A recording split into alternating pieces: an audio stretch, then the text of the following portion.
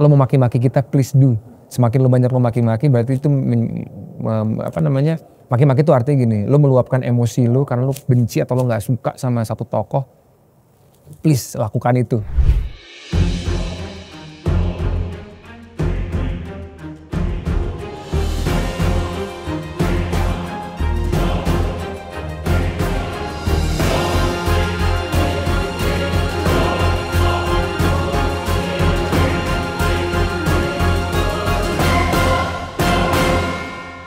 Gue sebelumnya mau bilang thank you dulu nih buat semuanya yang nonton Cinta Setelah Cinta. Kali ini video ini emang sengaja gue bikin khusus buat penontonnya Cinta Setelah Cinta. Sinetron di SCTV yang sekarang menduduki rating pertama. Sudah berjalan sekitar 292 episode tayangan buku, tulisan buku, tapi tayangannya udah sampai 300 lebih. Thank you banget, apresiasi buat para penontonnya yang bikin sinetron ini banyak yang suka, banyak yang nonton dari episode 1. Kita dari merangkak dari rating 3, 2, 1 sampai akhirnya bisa duduk di peringkat pertama, walaupun secara banyak orang beranggapan rating gak penting lah. Bukan gak penting sih, rating itu bukan menjadi patokan bahwa kita tuh bagus atau lebih hebat. Tapi kalau gue melihatnya rating itu sebagai apresiasi lah. Berarti memang ditonton, disukain, dan dari komen-komen yang sering tayang di video, di komen-komen YouTube gue, karena gue juga udah sering banget bikin video beberapa kali behind the screen, ngobrol sama teman-teman syuting di sini. Thank you banget.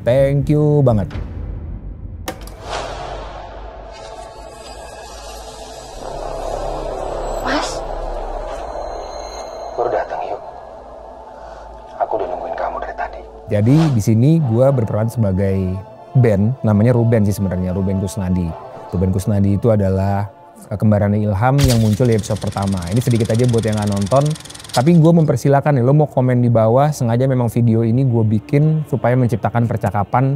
Lo mungkin punya saran, lo punya ide, punya komen, karena kalau gue nonton tayangan ulang di video atau mungkin di Instagram gue, banyak banget yang kasih pendapat cerita, yang ngasih komen, yang pengen gue hilang dari sinetron ini. Thank you banget. Karena kalau sebelum gue di episode-episode yang sekarang, ya berarti gue berhasil menyampaikan apa yang ingin disampaikan oleh penulis. Gue balik lagi ke cerita, jadi di episode pertama itu gue muncul sebagai tokoh Ilham. Ilham itu adalah seorang pengemudi ojek online, suaminya Ayu yang menjadi selingkuhannya Niko, suaminya Starla saat itu.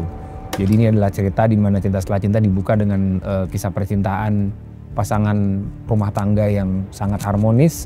Tapi ada satu momen di mana Niko yang diperankan sama Eza Gionino itu terlibat asmara dengan perempuan lain yang diperankan sama Indah Indriana, pokoknya namanya Ayu. Nah, Ayu ini adalah istri Ilham yang diperankan sama gue. Di episode pertama gue langsung meninggal pada saat kecelakaan di mana gue baru mengetahui ternyata istri gue berselingkuh dengan Niko. Singkat cerita, gue sering muncul beberapa kali flashback adegan Ilham, memori-memorinya bersama dengan Ayu, sampai di episode 17 seingat gue muncul sebagai kembaran Ilham dengan tokoh persis dengan nama gue, panggilannya yaitu Pak Ben. Karena tokoh gue di sini muncul, Ruben Kusnadi ini digambarkan sebagai seorang yang cool, tegas, nggak banyak ngomong tapi banyak berbuat. Bahkan digambarkan seperti mafia lah, ternyata dia orang yang sangat kaya, terus udah gitu punya perusahaan banyak, walaupun sebenarnya dia adalah seorang anak angkat. Gitu. Jadi waktu kecil Ben sama Ilham itu adalah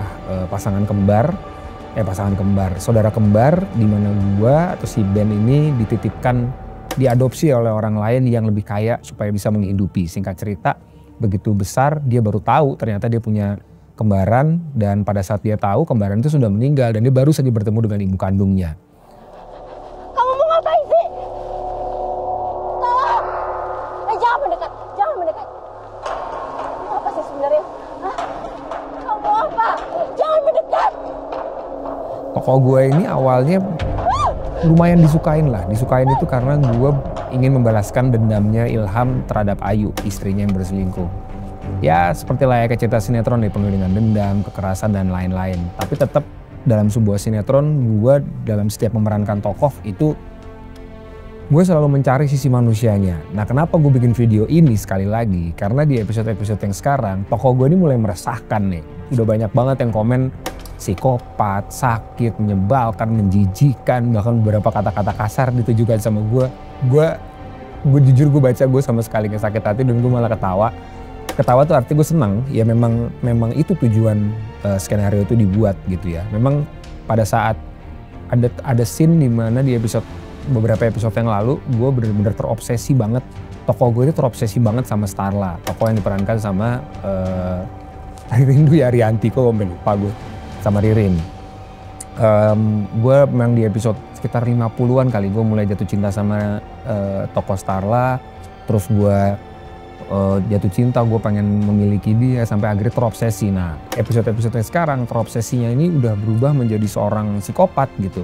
Obsesi yang udah punya dunia sendiri, yang udah punya keinginan sendiri, bahkan dia udah gak dengerin orang lain. Dan yang lebih parahnya lagi, dia melakukan apapun yang bisa dia lakukan untuk mendapatkan Starla dengan kekerasan, menghancurkan Arya yang diperankan sama Brian McKenzie. Sehingga di sekarang ini memang tokoh gue ini meresahkan banget. Meresahkan tuh artinya gue pakai kekerasan, gue sampai mukul, gue sampai udah gak mau nikahin dengan cara paksa. Menjijikan lah, menjijikan tuh artinya buat para penonton yang memang sangat ingin melihat Starla dan Arya itu bersama dan bahagia. Itu halangannya ada di tokoh gue.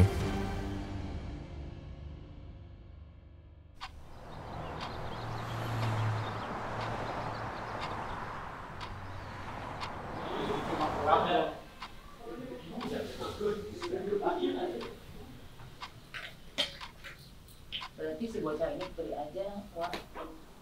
Nah yang udah belanja, aneh sih ya. Karena dia lagi di tempat tidur kan. Minggu nggak tidur gini mata lu.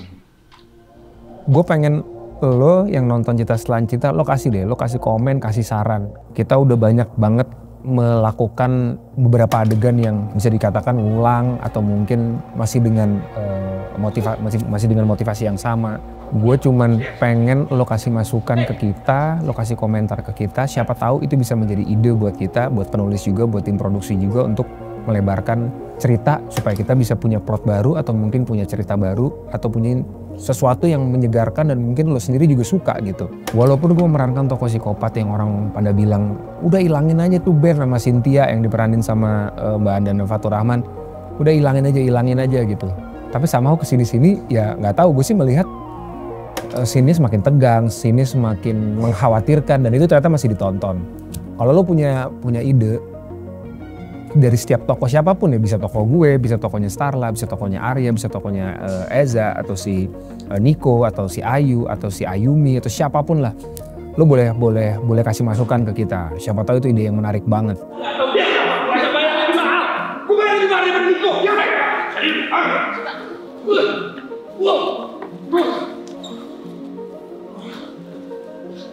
Security! Zenzo! Apa ini? Tiga. Ini orang berada harus dihajar. Pak, ini rumah sakit Pak. Tolong jangan bikin keributan di sini. Justru ini rumah sakit. Tinggal kita hajar dia bapak dulu. Bapak kayak gitu. Gampang kan? Udah, mendingan bapak pura-pura nggak tahu aja. Pergi. Pak, saya security di sini dan saya berhak lompat. Ya, ini harusnya muka gua. Kalau aslinya gara-gara bonyok-bonyok tuh mesti semuka gua merah semua. Ngapain bos gua? Ikat saja. Punya peliharaan gitu apa dia lagi? Maju. 4 episode berantem terus. Gua tuh paling jago pas lagi fighting itu adegan ketonjok.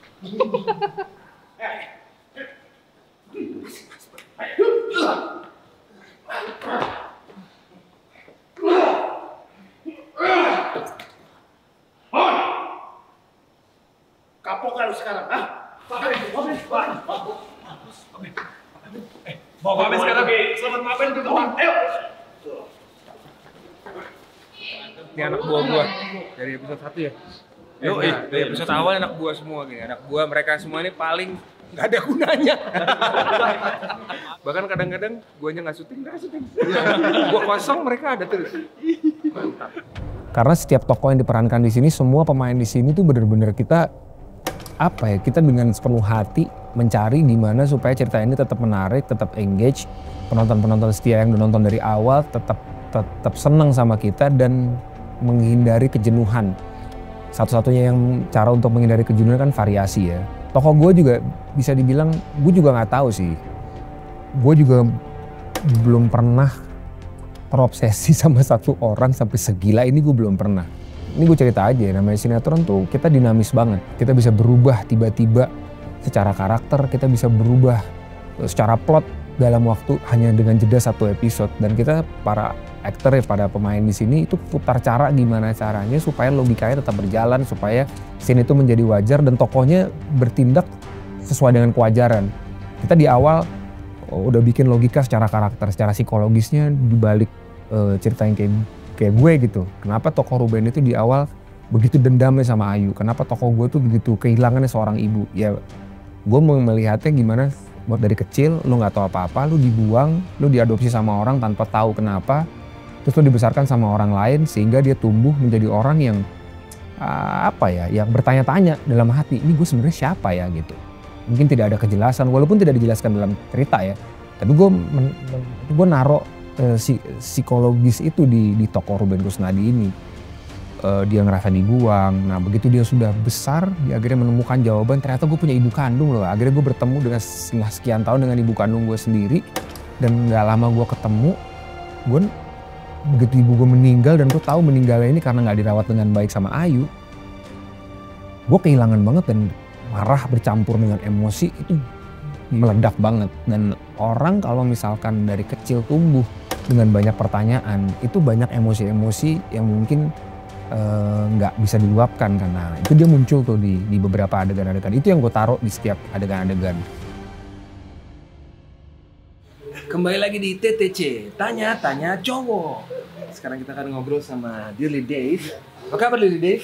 Baik bro. Gue punya beberapa pertanyaan buat lo. Apaan nih, jangan yang personal banget ya? Apa? Jangan yang personal banget. Iya. Cewek tinggi apa pendek? Pendek. Putih apa coklat? Coklat. Baik atau manis? Sama ya? Baik sih. Baik ya? Dan tadi bayangan gue lain soalnya nih. Baik. Siapa tuh kira-kira? Semua orang yang gue kenal baik sih. Mungkin banyak yang sering komen juga, sini kenapa penjahatnya selalu menang, kenapa harus ada dia terus sih, kenapa di setiap scene ada dia sih, kenapa dibanyakin sih, kenapa judul ini kok penulis tuh pronya ke pro penjahat sih gitu, kenapa nggak dihilangin aja supaya hidup damai, tentram, bahagia selama-lamanya, ceritanya begitu. Percaya sama gue, ceritanya tuh kayak linear aja gitu, kayak baik aja, lurus aja gitu, bosan nontonnya. Emang harus ada tokoh-tokoh kayak gini, tapi please help us untuk kasih ide, kasih saran cerita yang seperti apa. Bahkan kalau misalkan lo punya cerita panjang, tulis aja di komen plot-plot yang pengen lo lihat gitu dari setiap tokoh. Nah serunya emang syuting sinetron tuh kayak begitu ya. Kenapa gue bikin video kali ini? Gak tau, gue pengen sharing aja. Sharing walaupun kita industri sinetron itu sering dibilang fast pace, cepet, industri banget, gak mikirin logika. Banyak banget potongan-potongan dari sinetron Cinta Setelah Cinta ini juga muncul di TikTok, muncul di sosmed gitu. Cincin gak wajar. Gue bisa pastikan itu karena kita gak punya kemewahan waktu kan. Ya kita harus cepet, kita harus mewajarkan skenario dengan keterbatasan waktu yang ada, keterbatasan speed yang ada. Ya kita harus keep going terus. Jadi memang ada limitasi-limitasi atau batasan-batasan yang kita nggak bisa kita tembus karena kita punya keterbatasan waktu. That's sinetron. Tapi selalu lah gue selalu dari awal karena kesempatan yang gue ada memang di sinetron. Kalau ditanya kita juga semua pemain di sini pengennya semuanya well prepare, semuanya dipersiapkan dengan baik, dengan waktu yang lebih baik, dengan persiapan lebih panjang. Tapi kita nggak punya itu. Ya kita juga pengen sih muncul produksi yang lebih lebih punya kemewahan waktu lah. Tapi ya yang ada kesempatannya ini. Dan gue di sinetron gue bikin beberapa konten yang emang ngomongin ngebahas sinetron, ngobrol sama teman-teman sinetron. Gue ngelihatnya potensial banget sih sebenarnya untuk menyuarakan sesuatu yang berimpact cukup besar buat penontonnya gitu. Karena emang penontonnya kan cukup banyak ya. Gue selalu bilangnya gimana caranya sinetron tuh naik kelas. Kita di sini effort banget. Kita punya keresahan banget di sinetron yang sering kita bahas. Dan keresahan itu, keluhan-keluhan pemain, produksi, apapun itu gue selalu menandakannya bukan hanya keluhan-keluhan terhadap rumah produksi atau mungkin penulisan cerita, tapi gue melihatnya tanda baik bahwa kita peduli banget nih, kita peduli banget sama proyek yang kita jalankan gitu. Nah pada saat kepedulian itu nggak bisa kita lakukan karena keterbatasan, pasti kita resah. Dan keresahan itu adalah salah satu tanda kita peduli, kita care, kita pengen improve. Nah teman-teman ini banget, berperan banget sebenarnya untuk kasih masukan ke kita. Karena sejauh yang gue tahu, ya para penulis, para produksi, bahkan kita pun selalu melihat respon dari kalian kan. Kalau kalian kasih input yang bagus dan menarik dan ternyata banyak yang menyaksikan gitu, banyak yang respon baik, kemungkinan besar scene-scene itu akan dibuat. Dan itu udah gue sering banget gue alamin di beberapa judul gue yang kemarin, bahkan di sini juga. Pinggirin aku bilang! Pinggirin aku Kak! Pinggirin! Gue bukan self defense untuk apa ya bilangnya, gue gak suka dibilang lo gak mau dibilang jelek aja, no, sama sekali enggak. Gue thank you banget yang ngomenin gue baik, yang ngomenin gue gak baik, gue thank you banget, berarti lo nonton gitu aja sih sebenarnya. Gue yakin banget kalau tiba-tiba di scene berikutnya gue menjadi baik, lo juga akan dengan sangat mudahnya suka, apalagi kalau gue sampai nolong tokoh utama gitu.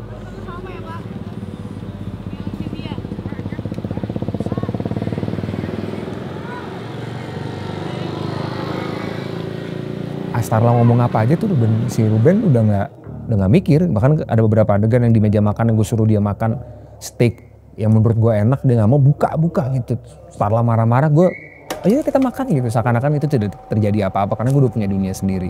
Dengan begitu gue mungkin dengan bercerita begini lu bisa jauh lebih menikmati bahwa tokoh yang di sini tuh mereka rata-rata udah berpengalaman semua ya. Eza, Ririn, Brian, Indah, ada Tania Marwa, ada Dinda Kanyadewi, ada Mas Aji Pangestu, udah tau gue gak bisa sebutin semuanya, banyak banget semuanya. Itu kita peduli banget dan kita mempersiapkan setiap subkonteks, setiap detail, setiap dialog dengan semaksimal mungkin, dengan sebisa mungkin. Gak ada di sini yang asal-asalan untuk kayak udah dibacain dialog abis itu udah pulang, nggak, semua masih peduli. Kalau ada cerita yang kadang-kadang suka nggak logis karena keterbatasan waktu, kita komplain, kita resah.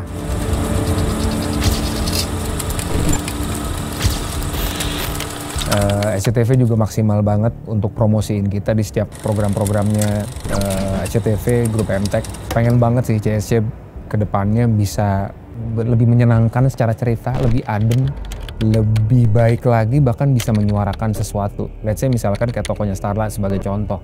Ririn gue lihat di situ dia selalu naruh tokoh perempuan itu tidak disakitin, itu gak harus termehek-mehek. Ya pastilah ada lu diselingkuhin, lu tersiksa, lu teraniaya lah secara batin gitu. Tapi ya perempuan tuh harus bisa bangkit, bisa sendiri, bisa independen. Nah, Ririn tuh selalu taruh kayak gitu. Eza, walaupun tokohnya di anjing-anjingin dalam tanda ya anjing-anjingin sih, dimaki-maki sama orang, Eza tuh tetap berusaha untuk enggak, nih tokoh gue ini laki-laki yang sayang sama keluarga tuh, shit happen aja sampai dia terjebak percintaan dengan orang lain gitu. Makanya kita suka sedih juga kalau kadang-kadang tokoh tuh udah kita build terus tiba-tiba dibelokin yang tidak sesuai dengan keinginan kita, ego kita sebagai aktor. Nah itu dia yang kita lakukan. Brian semuanya melakukan hal yang sama gitu. Kita ada scene yang menantang, kita semuanya banget.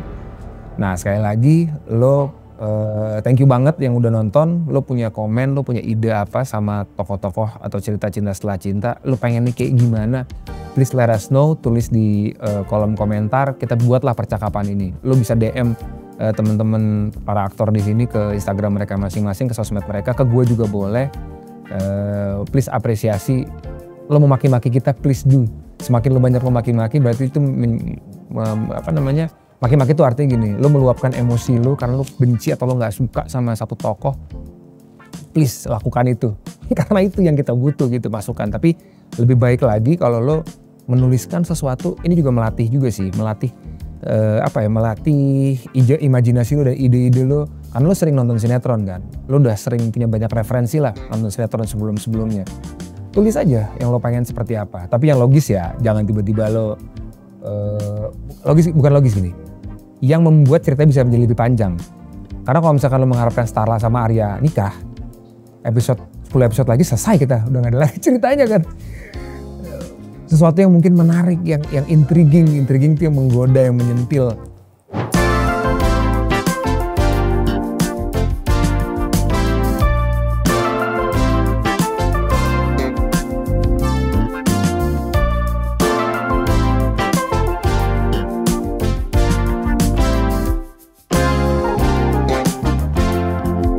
Thank you sekali lagi yang udah nonton Cinta Setelah Cinta. Harapannya Cinta Setelah Cinta bisa berkah, bisa panjang, tapi dengan kualitas cerita dan kualitas produksi dan tayangan yang menyenangkan lo, menghibur lo. Walaupun banyak yang menghujat, banyak yang tidak logis, banyak yang bilang tidak mendidik, kita terus tetap setiap hari berdoa mudah-mudahan sinetron ini bisa menjadi tidak hanya tontonan tapi bisa menjadi tuntunan. Harapannya begitu. Thank you yang udah nonton. Ketemu lagi di video berikutnya. Bye.